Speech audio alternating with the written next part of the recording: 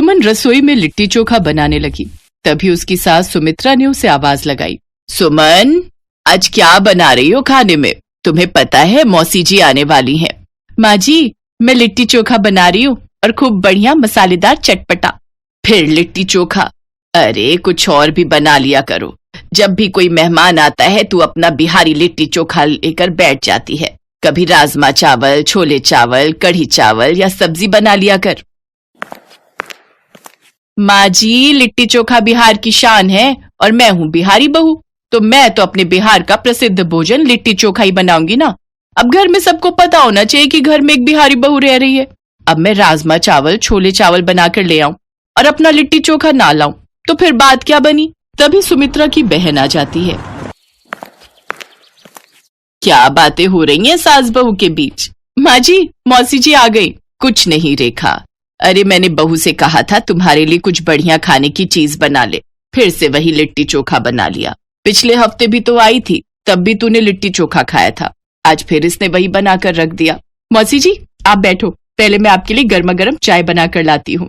ठीक है, थोड़ी पत्ती तेज कर देना। देख सुमित्रा, ऐसी बहुएं नसीब से मिलती हैं। मेरी बहू को ही देख ले, दोनों पानी तक नहीं पूछती। तू तो बहुत किस्मत वाली है जो तुझे सुमन जैसी बहू मिली है। इतनी भोली संस्कारी बहू है। अरे बिहार की है, बिहारी है तो लिट्टी चोखा तो उसे पसंद होगा ही ना, क्योंकि लिट्टी चोखा बिहार की पारंपरिक डिश है। तभी सुमन चाय के साथ 2 प्लेटों में लिट्टी चोखा भी ले आई। ये लीजिए मौसी जी, चाय भी पी लो और साथ में थोड़ा लिट्टी चोखा भी खा लो। माँ जी आप भी लो, मैं आपके लिए भी लाई हूँ। अच्छा अच्छा, लाओ बहू दे दो।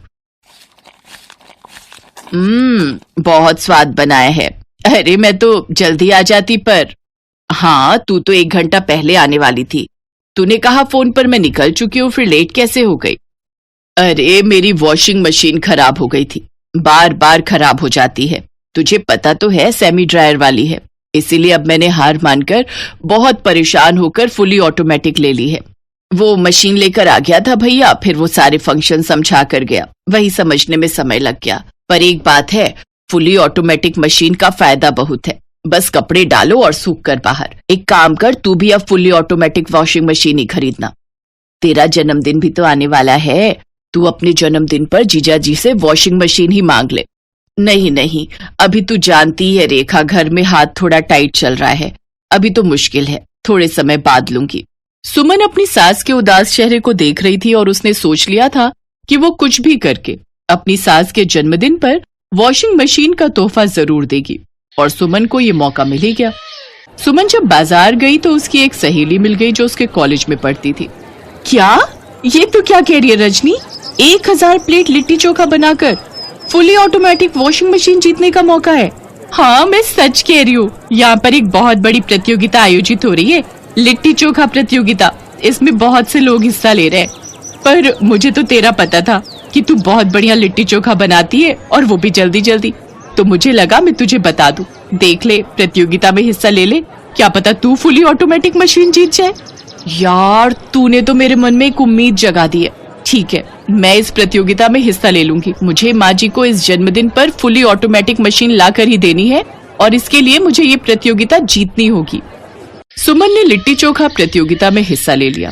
सुमन लिट्टी चोखा बनाने में बहुत माहिर थी, इसलिए उसने 1000 लिट्टी चोखा बनाकर कुछ ही घंटे में तैयार कर दिए। सुमन प्रतियोगिता जीत गई। सुमन बहुत खुश थी कि उसने अपनी सास के जन्मदिन से 1 दिन पहले इस प्रतियोगिता को जीता था।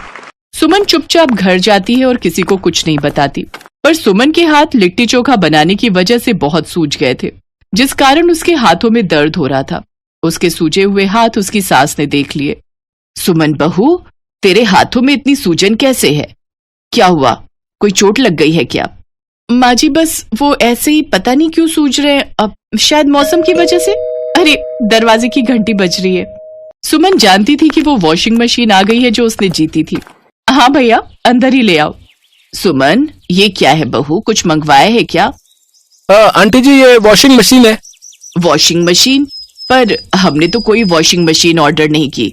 बहू तुमने की है क्या? माँ जी, ये वॉशिंग मशीन मैंने एक प्रतियोगिता में जीती है, लिट्टी चोखा प्रतियोगिता, मेरी तरफ से आपके जन्मदिन का उपहार। ये फुली ऑटोमेटिक मशीन। सुमन अपनी सास को प्रतियोगिता के बारे में बताती है। सुमन की सास सुमित्रा की आंखों में खुशी के आंसू आ जाते हैं और वो अपनी बहू सुमन को गले लगा लेती है। मेरे जन्मदिन के लिए तुमने इस प्रतियोगिता में हिस्सा लिया और 1000 लिट्टी चोखा बनाए। जीती रहो बहू। सचमुच तुम्हें बहू के रूप में पाकर मैं बहुत खुश हूँ। थैंक यू बेटा, तुमने मुझे मेरे जन्मदिन पर इतना अच्छा उपहार दिया। पर इतने सारे लिट्टी चोखा बनाने की वजह से तुम्हारे हाथ कितने सूज गए हैं। कोई नहीं माँ जी, ये तो जरा सी सूजन है, कुछ दिनों में अपने आप ठीक हो जाएगी। आपके लिए तो मेरी जान भी हाजिर है माँ जी। अगले दिन सुमन खूब धूमधाम से अपनी सास के जन्मदिन की तैयारी करती है। रेखा मौसी को भी जब पता चलता है कि सुमन ने अपनी सास के जन्मदिन के लिए प्रतियोगिता में फुली वॉशिंग मशीन जीती है, तो वो भी बहुत खुश होती है। सुमन सबके साथ मिलकर अपनी सास के हाथों से केक कटवाती है। सब लोग सचमुच हैरान थे कि सुमन ने लिट्टी चोखा प्रतियोगिता जीतकर एक फुली ऑटोमेटिक बड़ी और महंगी मशीन जीतकर दिखाई, और वो भी अपनी सास के लिए।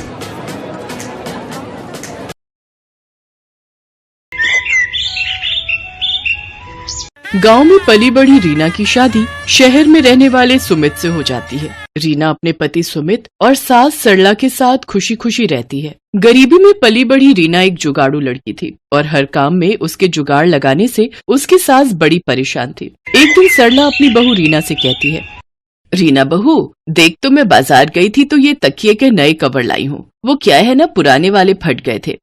जानती हूँ माँ जी, इसलिए मैंने पुराने रखे सभी कवर को जोड़कर नया कवर बना दिया। ओह अच्छा, मैं तो भूल ही गई थी कि मेरी बहू तो जुगाड़ू है, वो हर चीज में कोई न कोई जुगाड़ लगा ही लेती है। अच्छा, अब इन नए कवर को अलमारी में रख दे, कोई मेहमान आएगा तब निकाल लेंगे इसको। ऐसे ही कुछ दिन बीत जाते हैं। फिर एक रोज सरला और सुमित डिनर करने के लिए बैठे होते हैं। रीना गर्मा गर्म रोटी पकाकर उन्हें खिला रही होती है, लेकिन थोड़ा वक्त बीत जाता है तो रीना रोटी लेकर नहीं आती। तब सुमित उसे आवाज देते हुए कहता है, अरे रीना कहाँ रह गई, जल्दी रोटी लाओ ना, मेरी रोटी खत्म हो गई है। उधर रसोई में रोटी पका रही रीना सोचती है, हे भगवान, इस गैस सिलेंडर को भी अभी खत्म होना था। उधर माँ जी और सुमित जी रोटी का वेट कर रहे हैं, अब यूं आधे पेट उन्हें उठाना सही नहीं रहेगा। सोच रीना सोच, अपना ही कोई जुगाड़ सोच फिर से। इतना कहकर रीना छत पर रखी कुछ लकड़ियां ले आती है, फिर 4 ईंटों का चूल्हा बनाकर उसमें रोटी सेकती है और फिर गर्मा गर्म रोटी पकाकर सबको खाने को देती है। फिर अगले दिन सुबह सरला अपनी बहू की मदद के लिए रसोई घर में जाती है तो देखती है कि उसकी बहू बर्तन राख से धो रही होती है। अरे बहू, ये क्या कर रही है, तू राख से बर्तन धो रही है? हाँ माँ जी, अभी देखिएगा सारे बर्तन कैसे चमक जाएंगे। अरे हमारे गांव में तो साबुन कहाँ होता था, हम तो राख से ही बर्तन धोते थे। बर्तन में भी चमक आ जाती है, साथ ही साबुन के पैसे भी बच जाते हैं। हाँ हाँ, वो सब तो ठीक है, पर एक बात बता, तू ये राख लाई कहाँ से? अब क्या बताऊं मैं आपको, कल रात को जब आप डिनर कर रहे थे तो सिलेंडर खत्म हो गया था और खाने के बीच से आपको उठाना मुझे सही नहीं लगा, इसीलिए मैं छत पर रखी लकड़ियां ले आई और 4 ईंट से चूल्हा बनाकर आप लोगों के लिए रोटियां सेक दी। हे भगवान बहू, तुझे पता भी है लकड़ियां कितनी महंगी हैं। वो लकड़ियां तो मैंने लोहरी पर जलाने के लिए रखी थी और तूने उनसे चूल्हा ही जला दिया। अरे माँ जी, खाना खाओगी तभी तो लोहड़ी देख पाओगी ना। अरे मेरी जुगाड़ू बहू, घर पर एक और सिलेंडर भरा हुआ रखा था, तू उसे लगा लेती ना। माँ जी आप तो जानती ही हैं, मुझे सिलेंडर लगाना नहीं आता और खाने के बीच आप लोगों को उठाना जरूरी नहीं समझा। हाँ, कह तो तू बिल्कुल सही रही है, मैं तो भूल ही गई थी कि मेरी बहू को तो सिर्फ जुगाड़ लगाना आता है, दिमाग चलाना तो उसे आता नहीं। ये कहकर सरला वहाँ से चली जाती है। फिर एक दिन सुमित को ऑफिस जाने के लिए देर हो रही होती है तो वो जल्दी में नाश्ता करता है कि तभी पास में रखा पानी का गिलास उसके फोन पर गिर जाता है। ओह नो, ये क्या हो गया? क्या हुआ सुमित जी? मेरे फोन में पानी चला गया है और अब ये 1 हफ्ते के लिए बंद हो जाएगा। मेरी तो इम्पोर्टेंट मीटिंग्स थी, साथ ही मुझे अपने क्लाइंट्स को कॉल भी करना था। कुछ समझ में नहीं आ रहा है कि क्या करूं। आप चिंता मत कीजिए, मैं आपका फोन 1 दिन में ठीक कर दूंगी, तब तक आप मेरा फोन इस्तेमाल कर लीजिए। क्यों, तुम क्या 1 दिन में कोई जादू करने वाली हो क्या? अच्छा मुझे देर हो रही है, तुम जल्दी अपना फोन दो, मैं उसमें अपनी सिम लगा लेता हूँ। सुमित के ऑफिस जाते ही रीना उसके फोन को आटे के कनस्तर में डाल देती है। अगले दिन रीना सुमित को उसका फोन देती है तो वो जैसे ही फोन ऑन करता है तो वो पहले की तरह ही काम करना शुरू कर देता है। अरे वाह रीना, अब तुमने कौन सा जुगाड़ लगाया इसे ठीक करने में? जी आपके फोन में थोड़ा पानी चला गया था, इसलिए मैंने इसे सुखा दिया आटे के कनस्तर में डालकर। इसी तरह से रीना हमेशा किसी न किसी तरह अपना जुगाड़ लगा ही देती थी और अपने घर वालों की मदद किया करती थी। ऐसे ही कई महीने बीत जाते। फिर एक दिन सरला मच्छरों को भगाने के लिए कछुआ छाप का धुआं सारे घर में कर देती है। जिससे कि सुमित का गला बंद हो जाता है और वो कुछ बोल नहीं पाता। सुमित जी, आज संडे है, बताइए तो आज आपके लिए खाने में क्या बनाऊं? सुमित कोई जवाब नहीं देता। कब से पूछ रही हूँ, आप कुछ बोलते क्यों नहीं? इसके बाद सुमित उसे एक पेपर पर लिख कर देता है कि घर में माँ ने कछुआ छाप जलाई थी, मुझे उससे बहुत एलर्जी है, जिस वजह से मेरी आवाज बंद हो गई है और अब इसे खुलने में 3-4 दिन लग जाएंगे। क्या 3-4 दिन? आप देखिए मैं आपका गला 1 दिन के अंदर ही कैसे ठीक कर देती हूँ। मैं अभी आपके लिए काढ़ा बना कर लाती हूँ, उसे आप दिन में 2 से 3 बार पियेंगे ना तो जल्दी से ठीक हो जाएंगे। ये कहकर रीना किचन में काढ़ा बनाने चली जाती है। दूसरी तरफ सरला को याद आ जाता है कि उसके बेटे को तो इस धुएं से एलर्जी है। हे राम, आज मेरे बेटे को मेरी भूल की वजह से काढ़ा पीना पड़ेगा। वो किचन में जाती है और रीना से कहती है, अरे बहू, ये तू क्या कर रही है? सुमित को जब तक डॉक्टर की दवाई दिलवा कर नहीं लाएंगे वो ठीक नहीं होगा। तुम्हारा ये काढ़ा किसी काम का नहीं है।